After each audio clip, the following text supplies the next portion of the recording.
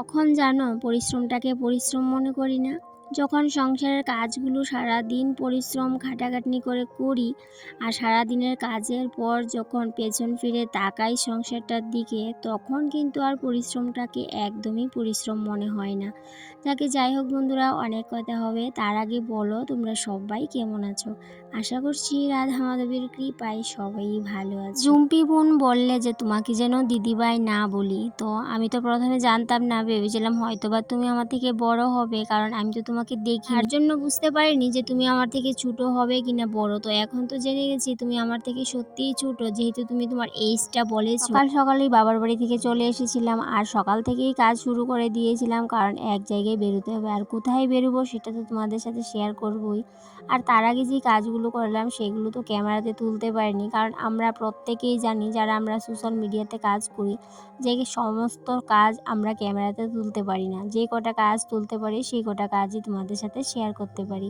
তো সবগুলো কাজ তো আর ক্যামেরা হাতে নিয়ে করা যায় না, যেদিন একটু তাড়াহুড়ো লাগে সেদিন তো আরও বেশি পারি না। ওই যেমন আজকে একটু বের হতে হবে এক জায়গায়, সেই জন্য একটু তাড়াহুড়ো করি সংসারের কাজগুলো করছি। গত ব্লগে বলেছিলাম ছোট ভাই গাড়ি কিনেছে, তো আজকে গাড়িটা পুজো দিতে যাবে, সেই জন্য আমি সকাল সকাল বাবার বাড়ি থেকে চলে এসেছি। ভাবলাম বাড়িতে একটু কাজ আছে, সেই কাজগুলো সেরে তারপরে স্নান করে বেরিয়ে যাব। সকালবেলা বাড়ি চলে আসার আরও একটা কারণ আছে, কারণ বাড়িতে অনেক মানুষ, একটা গাড়ির মধ্যে জায়গা হবে না সবাই, সেই জন্য ভাবলাম বাড়ি চলে আসি, সংসারের কাজগুলো করি, তারপর স্নান করে চলে যাব। যেই মন্দিরে পুজো দেবে, মন্দিরটা যেহেতু আমার বাড়ি থেকে বেশি দূরে না, সেই জন্য বাড়ি চলে আসলাম, সংসারের কাজগুলোও করে নিই, আর এদিকে আমি যেতেও পারবো নিজের মতো করে।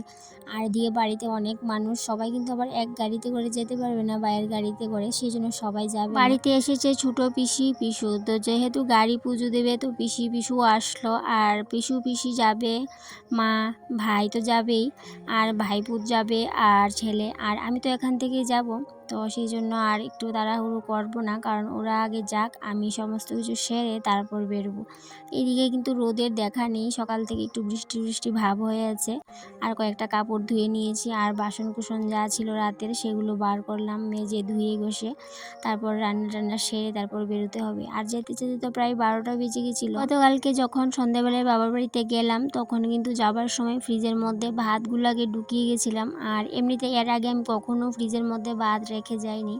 আর যেহেতু এত গরম পড়ে ভাত নষ্ট হয়ে যায়, সেই জন্য এতগুলো ভাত নষ্ট করব, সেই জন্য ফ্রিজে রেখে গিয়েছিলাম। সমস্ত কাজ বাজ শেষ করে রান্নাঘরে আসলাম, আর এইদিকে আমি ডেগের মধ্যে এক কৌটা চাল বসালাম, আর এই বাকি ভাতগুলো একটু শক্ত হয়ে আছে। ডেগের ভাতগুলো যখন প্রায় 80%-এর মতো হয়ে গেছে, তখন এই ফ্রিজের থেকে বার করা ভাতগুলো দিয়ে দিলাম, আর তারপর কিন্তু মাঠটা ঝরিয়ে নেব, ভাতের ফ্যানটা ঝরিয়ে নেব।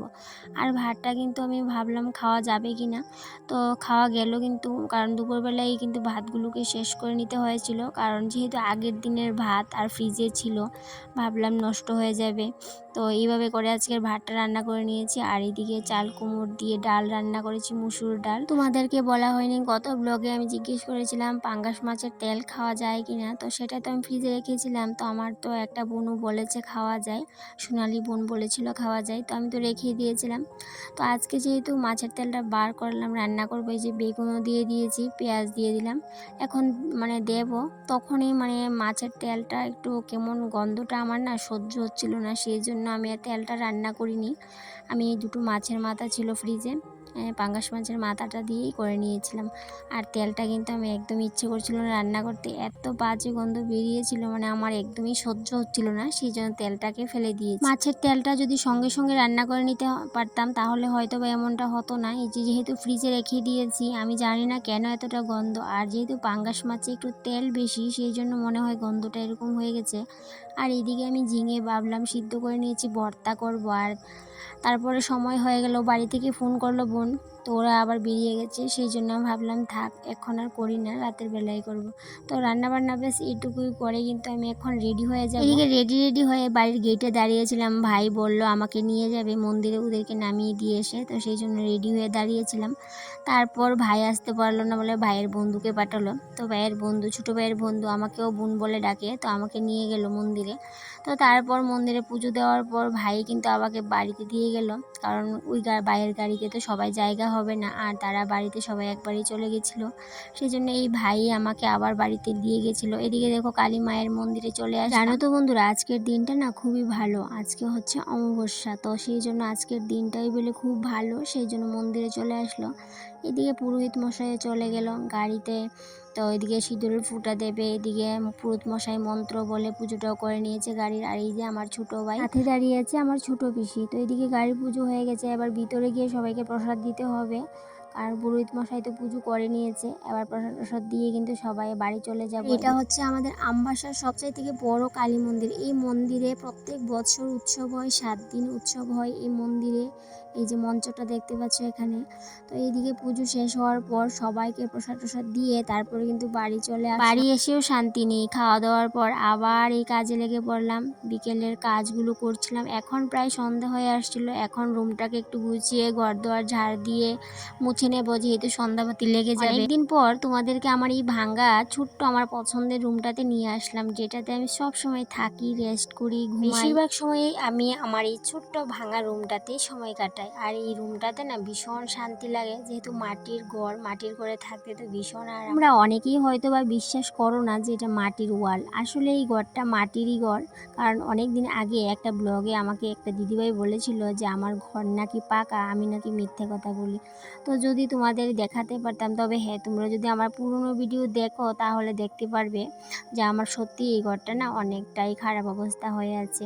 আর এই পর্দাগুলো দিয়ে রাখেছি কেন জানো? এতগুলো ফাটল দিয়েছি এই জায়গাগুলোতে, দেখলে অনেকটাই ভয় করে, সেই জন্য আমি পর্দা দিয়ে আড়াল করে রেখেছি। এই ঘরটাতে থাকি প্রায় 13 বছর হয়ে, 13 থেকে 14 বছর হয়ে যাচ্ছে। কিন্তু এর আগে প্রথম যখন এই বাড়িতে এসেছিলাম তখন কিন্তু এই ওয়ালের মধ্যে একদমই ফাটা ছিল না। হঠাৎ কয়েক বছর পর যখন হালকা একটা ভূমিকম্প হয়েছিল তখন যে একটু ফাটল দিয়েছিল, ফাটলগুলো এখন ভয়ঙ্কর আকার ধারণ করে আছে। তো সেগুলো দেখলে তোমরাও ভয় পেয়ে যাবে, সেই জন্য পর্দা দিয়ে আড়াল করে রেখেছি। একটা সত্যি কথা তোমাদেরকে বলবো, আমি যখন এই খাটে শুয়ে থাকি আর শুয়ে শুয়ে জানো আমি বেশিরভাগ টাইম কি ভাবি, যে এই যে ফাটলগুলো দিয়েছে যদি হঠাৎ করে আমার উপর এই মাটি ভেঙে পড়ে কি অবস্থা হবে।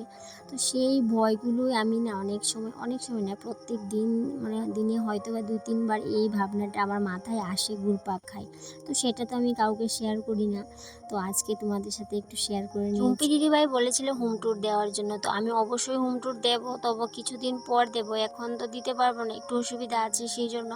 তো হোম ট্যুর তো আমি দেবই। আর এই ঘরটা যেহেতু ভাঙা পড়বে কিছুদিন পর, তার আগেই আমি তোমাদেরকে হোম ট্যুর দেবো, পুরো ঘরটা দেখাবো, তখন বিশ্বাস করতে পারবে যে এই ঘরটার মধ্যে এই ঘরটা কি অবস্থা হয়ে আছে, মানে কি ভয়ঙ্কর অবস্থা হয়ে আছে। আর এই রুমটা তো বলেই লাভ নেই, এই রুমটাকে একটু গুছিয়ে গাছিয়ে রাখি বলে কিন্তু এইটাকে একটু মানুষের মতো লাগে, না হলে তো এটা রুমটার মধ্যে কেউ আসতেই ভয় পাবে, এমন অবস্থা হয়ে আছে। 14 বছর আগে যখন এই ঘরটাতে এসেছিলাম তখন না এই ঘরটা কিছুটা প্রায় ভূতের বাড়ির মতোই ছিল, মানে এমন অবস্থা হয়েছিল। সেই ঘরটাকে আমি নিজের মতো করে একটু মানুষ করে নিয়েছি, দিনরাত কঠোর পরিশ্রম করেই বলতে পারো। আমরা হলাম মহিলা, আমরা কিন্তু চাইলে সমস্ত কিছুই করতে পারি, একটা ভাঙা ঘরকেও কিন্তু সাজিয়ে গুছিয়ে রাজমহল করে রাখতে পারি। তবে হ্যাঁ, আমার এই ঘরটা হয়তো বা রাজমহলের মতো লাগছে না, কিন্তু আমার কাছেই আমার এই ছোট্ট রুমটাই রাজমহল। নিজের মতো করে এই ছোট্টখাটো কয়েকটা জিনিস দিয়ে একটু সাজিয়ে গুছিয়ে রাখি, এটাই আমার রাজমহল। আমাদের সাথে কথা বলতে বলতে আমার রাজমহলের সমস্ত কাজবাজ শেষ হয়ে গেছে, সন্ধেবেলার কাজগুলো, যে এখন ঘরটা মুছে নেব, বারান্দাটা মুছে নিয়ে তারপর সন্ধ্যাবাতিটা দেব। এদিকে ছেলেও বাড়িতে আছে, ছেলেকে বলেছিলাম আজকে সন্ধ্যাবাতিটা দিতে। একটা সুন্দর সংসারের জন্য একজন গৃহিণীকে সারা দিনই কিন্তু কঠোর পরিশ্রম করতে হয়, তারপরেই কিন্তু সংসারটা সুন্দর ঝলমলে থাকে। যদি পরিশ্রম না করি তাহলে কি আর একটা সংসার সুন্দর ঝলমল করবে? গৃহিণী হবার পর বুঝতে পারলাম একটা সংসারের পিছনে একজন গৃহিণীর পরিশ্রম কতখানি আর কতখানি কষ্ট লুকিয়ে থাকে। তো সেই কষ্টগুলো আমরা কাউকে দেখাই না, তারপরেও কিন্তু সেটা আমরা জানি যে আমাদের সংসারের পেছনে আমরা কতখানি খাটি, কত কষ্ট করি, দিন রাত এক করে পরিশ্রম করি যাতে করে সংসারটা সুন্দর পরিপাটি ঝলমলে থাকে।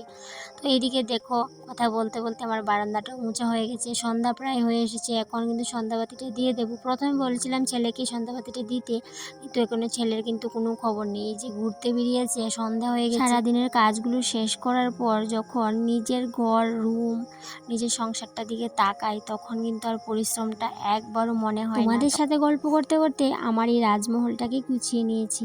তাহলে বন্ধুরা, আজকে এখান থেকেই বিদায় নিয়ে নিলাম। আবারও দেখা হবে তোমাদের সাথে পরবর্তী আরও নতুন কোনো একটা ব্লগে। তখনই তোমরা ভালো থেকো, সুস্থ থেকো, আর এভাবেই আমার পাশে থেকো। তাহলে বন্ধুরা, আজকে আসি। টাটা।